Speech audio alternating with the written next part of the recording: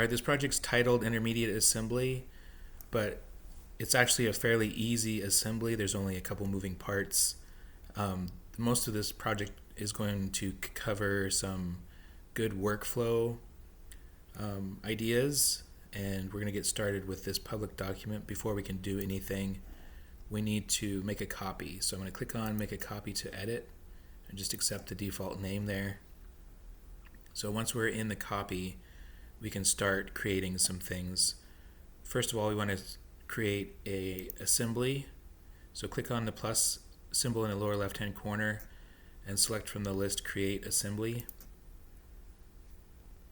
Now in our assembly, the first step is to insert parts. So I'm going to click on the Insert button, and we're going to work first with the small arm parts. So I'm going to grab the small arm pin, small arm grip, the small arm, and then the pivot pin. Once I've selected those items from the list, I'm going to just drag anywhere randomly in my work area and click to place them. Now I can close this dialog box since I'm done selecting parts for now.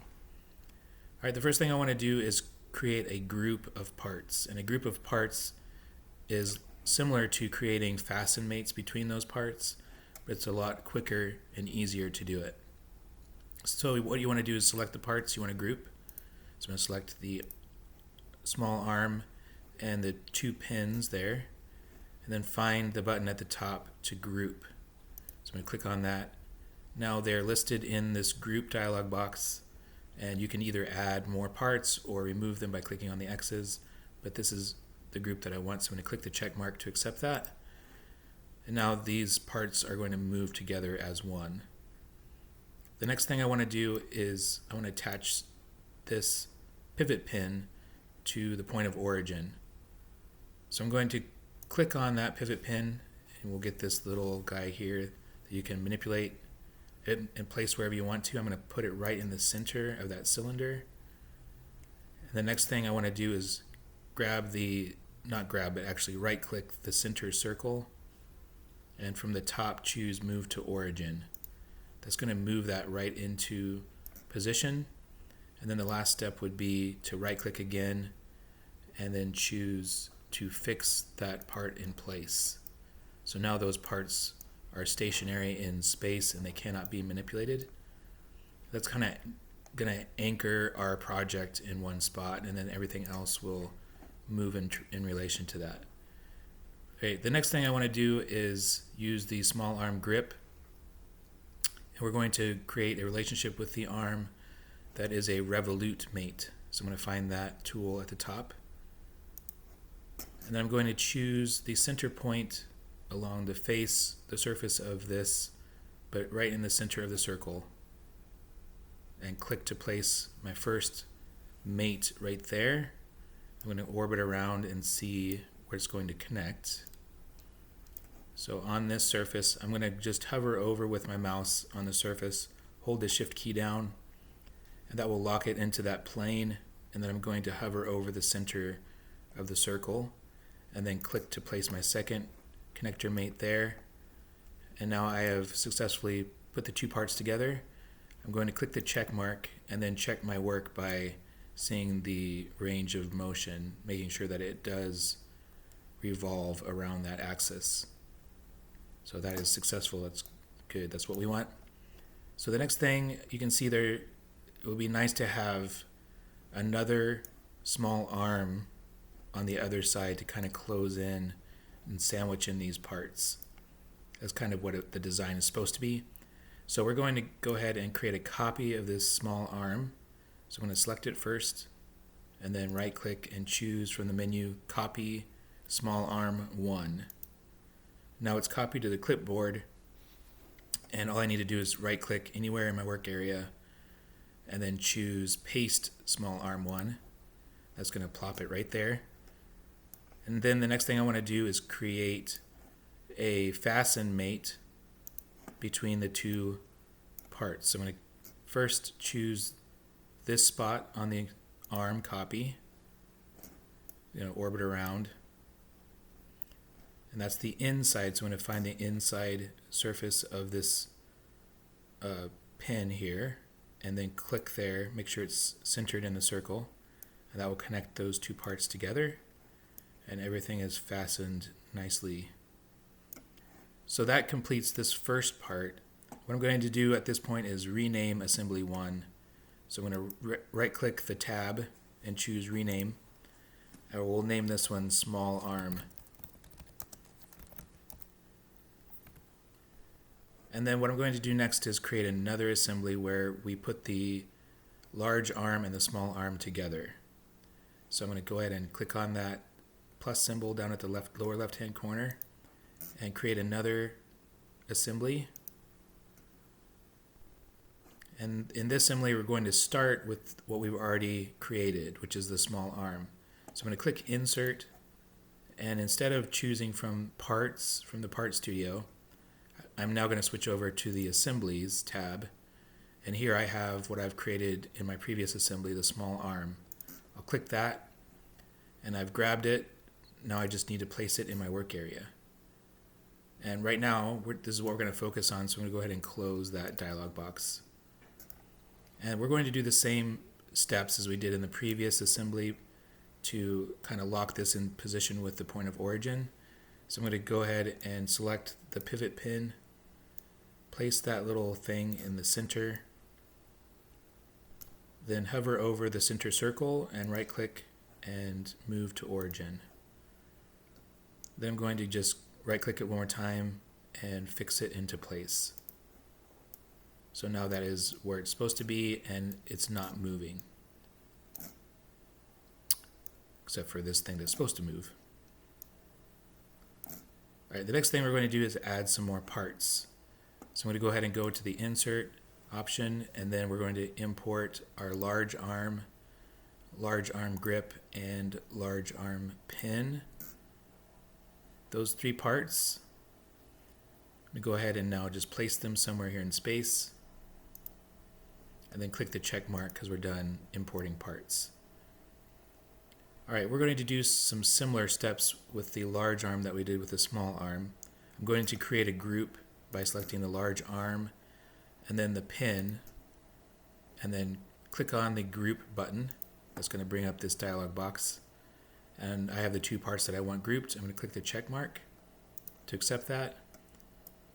And then the next step I want to do is we're going to again create a revolute mate between the large arm grip and the large arm. So I'm going to go ahead and find that tool at the top, the revolute mate. And then click to place a mate right here like we did on the small arm grip. And then orbit around and connect the mate onto the arm. So I'm holding the shift key down, and then I can hover over the center of the circle and place the other mate. Okay, so now those two are mated together. I'm going to create one more revolute mate that's going to connect the large and the small arm together. So I'm going to actually look at this side. Actually, I want to click the green check mark for the first revolute mate and then go back into the tool.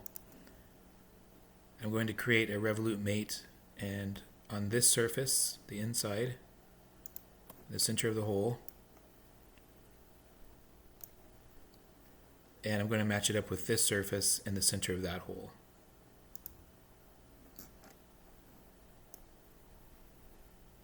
Alright, so since we were focused on this grouping, it automatically snapped that part into position, and it seems like it's leaving out the grip, but it's actually going to move into position. If I click the solve button, it will move everything where it's supposed to be, and then everything looks nice and good. So I'm going to go ahead and click the check mark and view the results. So now I should have a revolute mate between the grip and the large arm, and then also the large arm itself should move, should revolve, and it does. So that is successful as well. The next thing I want to do is midstream here. It would be nice if I create a new assembly with just the large arm components. So I'm going to do that even though this is kind of a midstream process. I'm going to select the three parts that we have in place, And you can see over here on the left, when I click on the items in the work area, they're also highlighted on the left. And with these parts, if you right click in the work area, you'll see slightly different menu, though there's a lot of things in common. But if I click over here on the left, I will see what I want to use. What I want to do now is move what I have selected to a new sub-assembly. So you have to click over here on the left or you do not get the same option. I'll show you that by clicking on the right. There is no option in here to move it to a sub-assembly. So with this step, you have to click on the left where we have our list of parts and then choose create a move to sub-assembly. So click that and you'll see there's another assembly that has just opened up with just the large arm parts. So I'm going to go ahead and rename this sub-assembly. I'm going to right click and choose rename, and we'll call this one large arm.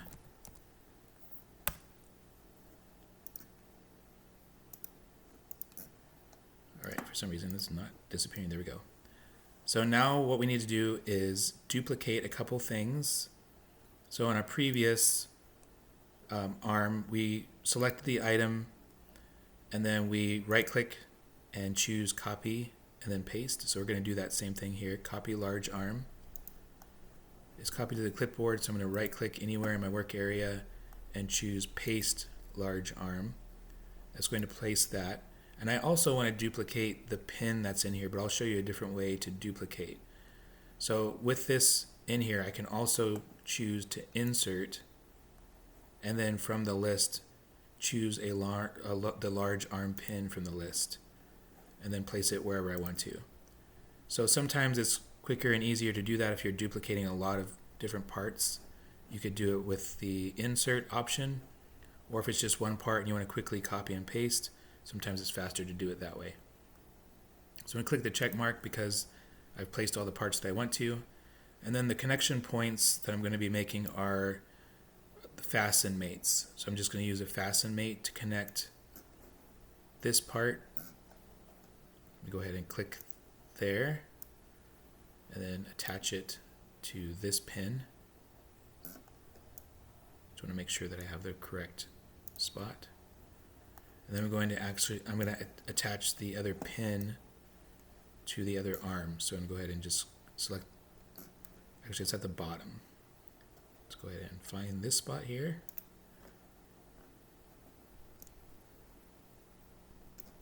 Whoops. Sorry, I forgot to click the check mark. Let's undo that previous step.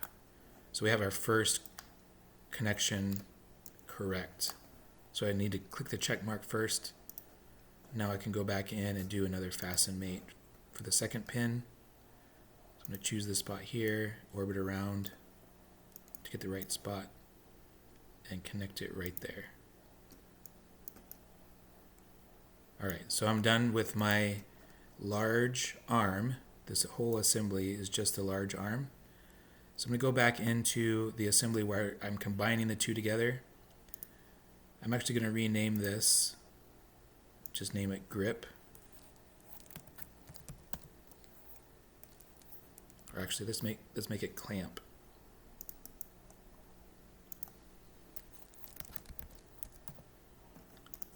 All right. So we have the two arms that are interacting together. And I can go in here and see this is still revolving the correct way. But there's one last step that we forgot, and that is to add a limit of rotation so that it doesn't do anything that is not possible in physics. So we want to make sure that this operates how it would in real life. So I'm going to go into my Revolute mate by double clicking on it, and we need to add some limits. So right here where it says limits, you want to check the box, and our maximum, or actually our minimum, is going to be 0. So as soon as I put in that position, that limitation of 0 degrees, now I can actually manipulate and see how far the travel is. And it's showing me a screen value as I physically manipulate it. So 0 is as far as the two grips can go together. And then I can have a freedom of travel so far. I'm going to just put in the value of 30 degrees. That way it can go down to 0, that's the minimum travel, and then it can go all the way to 30 degrees and then it stops the rotation there. If you happen to put the parts together differently, then your degrees of travel would be also different. So let me just show you an example of that, because in an earlier practice run I did that and then it was a little confusing. So let me go ahead and I'm going to get rid of my connection points on here. And let's say I connected this part with connecting the outer circle instead of the inner with the outside of the pin here. Click the check mark to accept that. So again, they're rotating correctly. And then I go back in. Let me go ahead and get rid of this one. Actually, let me go back in here. Let me go in and set the limits for this one. So if I go in and put 0 as my minimum, and then 30 as my maximum, same settings as I did before, and then I'm going to press solve so it looks normal, you'll see that the degrees of travel are in the opposite direction. So in this instance, I could go back and redo my mate to make it the way it was in the beginning, or I could just simply change these. So this would be in the I want to travel in the negative direction. So I want my freedom of travel to go negative. So my negative would be, or my lowest value would be negative 30 degrees. And then my positive travel would be 0. So I want 0 to negative 30 degrees travel. So that just shows you two different ways to get the same result with limits. That concludes this project.